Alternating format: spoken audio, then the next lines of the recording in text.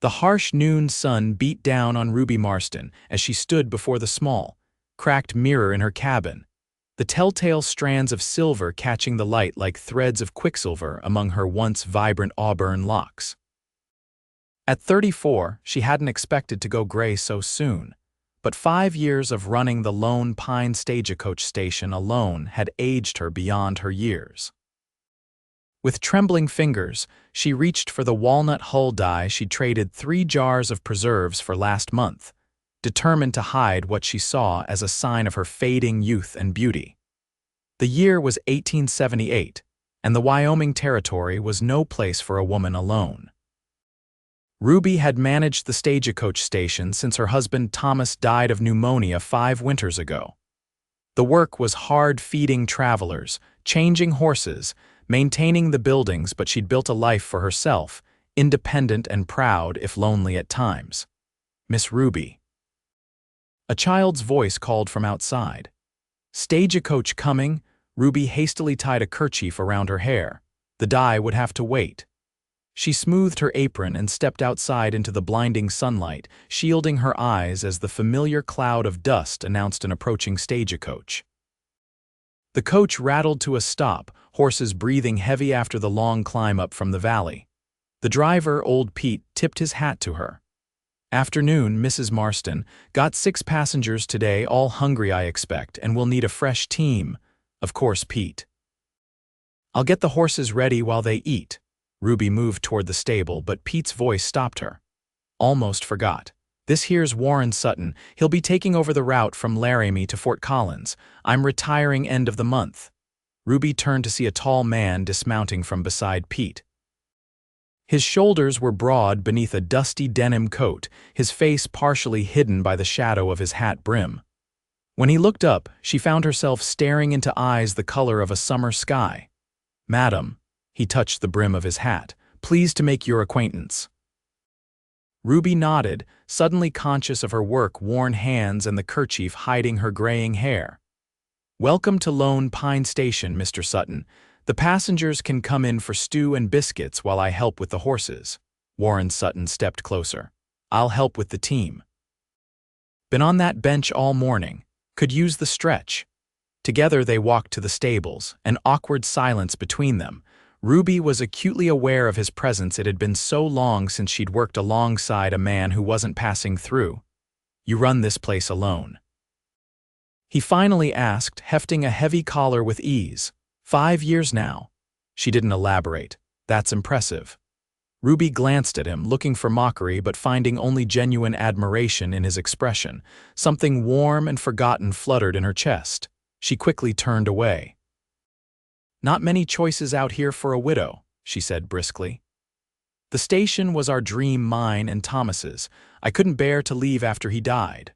Warren nodded, not pressing for more as they worked in companionable silence. His hands were quick and sure with the harnesses, revealing a lifetime around horses. When they finished, he followed her to the cabin where the passengers were already seated around the long table, devouring bowls of venison stew. For the next few weeks, Warren's stagecoach became a bright spot in Ruby's routine. Unlike the previous driver who merely nodded a greeting before tending to his own business, Warren always found time to help fixing a loose shutter, patching the stable roof, or simply sharing coffee before continuing his route. One evening, as summer waned into autumn, he arrived later than usual. The passengers had already gone to sleep in the bunkhouse when Warren finally appeared, his face tight with exhaustion. "Wheel broke 10 miles back," he explained, accepting the bowl of stew she offered.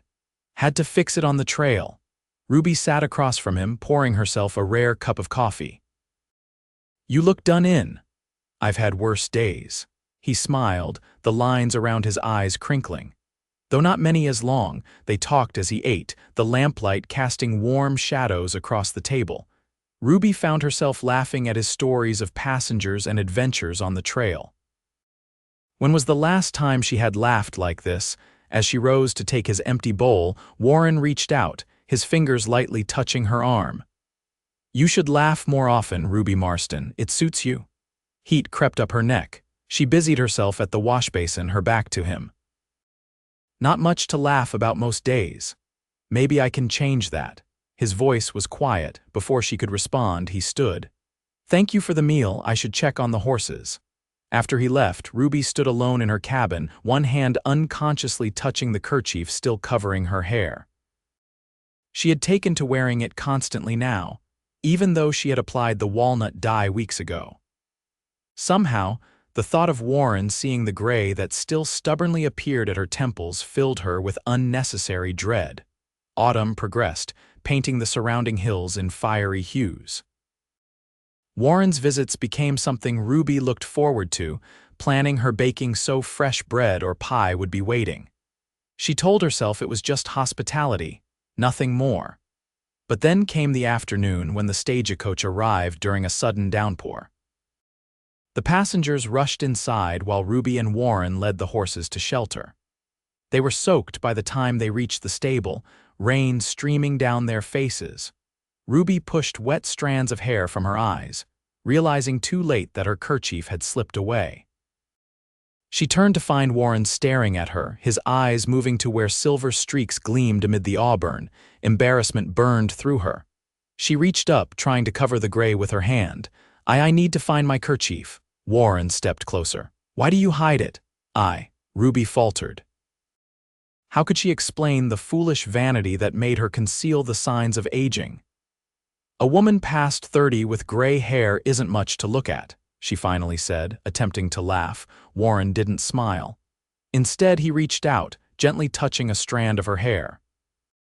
"It shines like silver in the light," he said softly. "Beautiful as a mountain stream in sunlight." Ruby's breath caught. No one had called her beautiful in years, certainly not while looking at her with such genuine admiration. "You shouldn't hide who you are, Ruby." His hand moved to her cheek.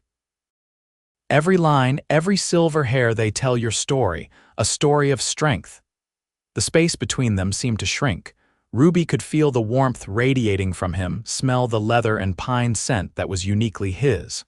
For a moment, she thought he might kiss her. For a moment, she wanted him to. Then a shout from outside broke the spell, one of the passengers calling for assistance with luggage. Warren stepped back, his eyes still holding hers. "I should go help," he said. Ruby nodded, unable to speak past the knot in her throat. That night, after the stagecoach had departed, Ruby stood before her mirror and slowly unwound the replacement kerchief she'd tied on. She stared at her reflection, seeing her hair through new eyes. The silver strands caught the lamplight, shimmering against the darker red. "Like a mountain stream in sunlight," she whispered to herself. For the first time in years, she went to sleep without covering her hair. The next time Warren arrived, Ruby greeted him with her hair loose around her shoulders, the gray visible for all to see. His smile when he spotted her made her heart race like a wild thing. As winter approached, Warren's visits became the center of Ruby's world. Sometimes he stayed overnight if the weather threatened or the horses needed rest. They would sit by the fire, talking late into the evening. He told her of his life raised on a cattle ranch in Texas, riding with the army as a scout, finally settling into the stagecoach business after years of wandering. "What made you stop roaming?" she asked one snowy evening as wind howled outside. Warren was silent for a long moment, his eyes on the dancing flames. "Got tired of not belonging anywhere," he finally said. "A man needs roots eventually, and have you found them, your roots?" His gaze shifted to her face. "I believe I'm getting closer." The tension between them grew with each visit. Ruby found herself wondering if he felt it too, this pull, this possibility of something more. But neither of them spoke of it, as if naming it might shatter the fragile connection they'd built. Then came the blizzard of January 1879. The storm swept down from the mountains without warning, burying the countryside in 3 feet of snow. Warren had just arrived with the stagecoach when the first heavy flakes began to fall. "We can't continue in this," he told the passengers. "We'll have to wait it out." The storm intensified through the day and into the night. By morning, drifts piled against the cabin walls, and the path to the stable had vanished beneath a blanket of white. Ruby and Warren worked together to keep the fires burning and the passengers comfortable in the crowded quarters. On the second day, with supplies running low, Warren announced he would make his way to the Johnson homestead 3 miles east to borrow flour and coffee. "You can't go out in this," Ruby protested. "The drifts must be 6 feet deep in places." "We need supplies and Johnson's place is on higher ground, less snow there." Warren was already pulling on his heavy coat. "I'll be back before dark." Ruby wanted to argue, but she knew he was right. With 6 passengers plus themselves, their food wouldn't last another day. She helped him wrap scarves around his face until only his eyes showed. "Be careful," she whispered as he prepared to step into the whirling white world beyond the door. "Always am." His gloved hand squeezed hers, then he was gone, swallowed by the storm. The hours crawled by. Ruby busied herself with the passengers, playing cards with the children, mending a torn coat for one of the men. But her eyes constantly strayed to the small window, where nothing was visible but swirling white. As afternoon faded toward evening with no sign of Warren, anxiety gnawed at her. Had he lost his way, fallen into a ravine? The temperature was dropping rapidly as night approached. "He's probably waiting out the worst at Johnson's," one of the passengers assured her. No man would attempt the return journey in this, but Ruby knew Warren would try. He had given his word. When the hands of the clock showed 7 and darkness had fallen completely, Ruby could bear it no longer. She began pulling on her warmest clothes, woolen trousers beneath her skirt, 2 pairs of stockings, Thomas's old sheepskin coat. "Mrs. Marsden, you can't go out there." One of the women exclaimed. "Someone has to," Ruby replied, her voice steady despite her fear. "Mr. Sutton may be injured." "Then let one of the men go," the woman insisted, looking at the male passengers. The men exchanged uncomfortable glances. They were town folk, bankers and merchants, not outdoorsmen. "I know this land," Ruby said. "I'll take a lantern and rope. If I follow the fence line, I can't get lost." Before anyone could protest further, she was out the door, the biting cold stealing her breath. The snow came nearly to her waist in places, each step a battle. She tied one end of the rope to the porch post, letting it unspool behind her as she pushed forward, her lantern casting a feeble glow that barely penetrated the swirling snow. Time lost meaning as she struggled eastward, following the barely visible tops of fence posts. Her muscles screamed with the effort of lifting her legs high enough to clear the drifts. Twice she fell, the freezing snow finding its way down her collar and into her boots.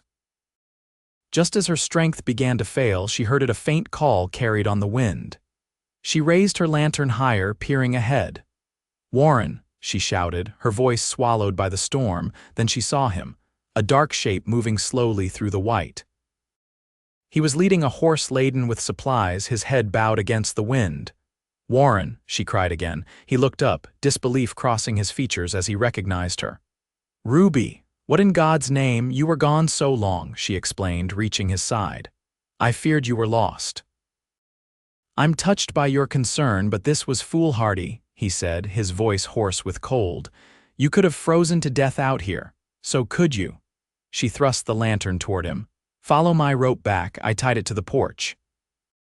Together they struggled through the deepening snow, the horse plodding wearily behind. The journey seemed endless, but finally the warm glow of the cabin windows appeared through the storm. Once inside, the passengers surrounded them with exclamations and questions. Ruby barely heard them.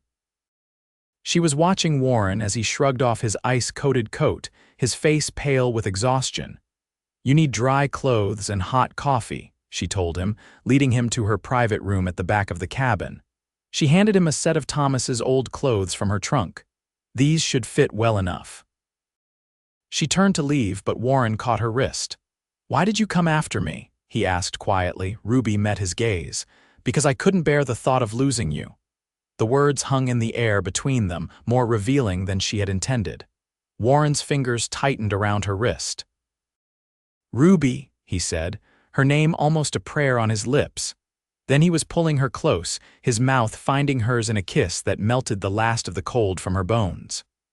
His arms encircled her, strong and sure, as if he'd been waiting to hold her for a lifetime. When they finally separated, both breathless, Warren rested his forehead against hers. "I've wanted to do that since the first time I saw you," he confessed. Ruby's laugh was shaky. "Even with my gray hair, especially with your gray hair." His fingers threaded through the strands, lifting them so they caught the lamplight, like silver in the sun. The blizzard raged for 3 more days. Warren and Ruby moved among the passengers, serving food, keeping spirits up with stories and games.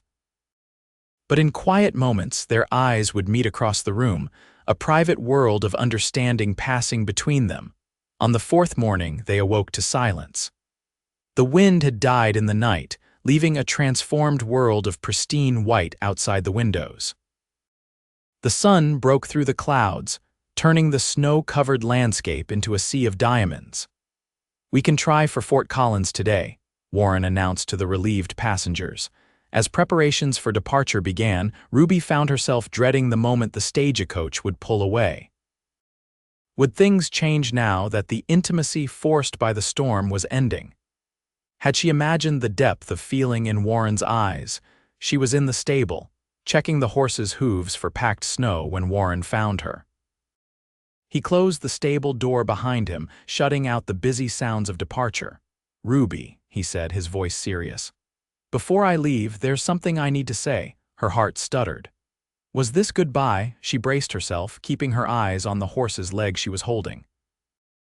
"I've been offered a permanent position managing the stagecoach office in Laramie," he continued. "It would mean no more driving the route." "Oh," Ruby let the horse's hoof down gently. "That's a good opportunity." "I turned it down." She looked up then, surprised. "Why?" "It sounds like the kind of stability you said you wanted." Warren moved closer. "It would mean never seeing you again," he said simply, "and that's not something I'm willing to accept." Hope bloomed in Ruby's chest. "What are you saying, Warren?" "I'm saying I love you, Ruby Marsden." He took her hands in his. "I love your strength, your kindness, your laugh that comes too rarely. I love the silver in your hair and the courage in your heart, and I'm asking if you might consider loving me back." Tears sprang to Ruby's eyes. "I already do," she whispered. "I think I have almost from the beginning." His smile was like sunrise. "Then I have a proposal. The stagecoach company is looking to expand. They want to establish a proper way station here with a hotel, restaurant, maybe even a small settlement eventually. They need someone to manage it all." "And you're considering it?" Ruby asked, hardly daring to hope. "I am, but only if my manager agrees to become my wife." He dropped to one knee in the straw. "Ruby Marsden, will you marry me? Build this place into something grand with me. Grow old with me and let me admire every silver hair that appears on your beautiful head." Ruby laughed through her tears. "Yes, yes to all of it." When the stagecoach pulled away that afternoon, Warren remained behind. Together, they stood on the porch of the cabin that would soon become just one building in their expanding station. "What shall we call it?" Warren asked, his arm around her waist. "When it becomes a proper settlement." Ruby looked out at the snow-covered hills, gleaming silver in the winter sun. She thought of the journey that had brought her here, the grief, the loneliness, the unexpected joy of finding love again. "Silver Creek," she said, leaning into his embrace. "A place for new beginnings." Spring came early that year, bringing with it the construction crews that would transform Lone Pine Station into Silver Creek Settlement. Ruby and Warren were married on a bright April morning, with wildflowers in her hair gray strands proudly visible among the auburn. The stagecoach line thrived under their management. By summer, a small hotel stood beside the original cabin, and plans were underway for a general store and post office. Travelers spread word of the warm welcome and excellent meals at Silver Creek, bringing more business with each passing month. In the evenings, Ruby and Warren would sit on the porch of their new home, watching the sunset paint the distant mountains gold. Sometimes she would catch him looking at her, his eyes still filled with the same wonder as on that rainy day in the stable. "What are you thinking?" She asked him one such evening, a year after their wedding. Warren reached over to touch a strand of her hair, now bearing even more silver than before. "I'm thinking how lucky I am that you stopped hiding this," he said softly. "If you'd kept wearing that kerchief, I might never have found the courage to tell you how beautiful you are," Ruby smiled, taking his hand. "And I might never have learned to see myself through your eyes." "To silver linings," he said, raising his coffee cup in a toast. "And new beginnings," she added, clinking her cup against his. As twilight deepened into night, they remained side by side, their silhouettes merging into one against the darkening sky. The station lanterns came on one by one, casting pools of golden light across the yard where once Ruby had stood alone.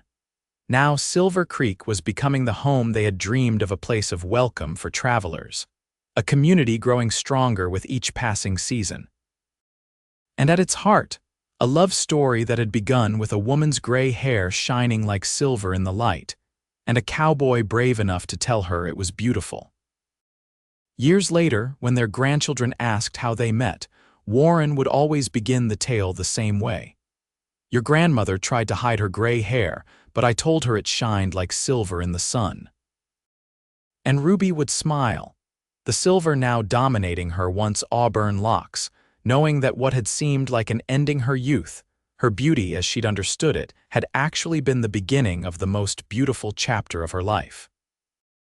For in the heart of the Wyoming Territory, in a time when women were expected to fade into the background as they aged, Ruby Marsden Sutton had learned that true beauty grew stronger with time, like silver refined in fire. And true love saw not what the world valued, but what the heart treasured, the unique shine of a spirit undiminished by years, gleaming all the brighter for the journey it had traveled.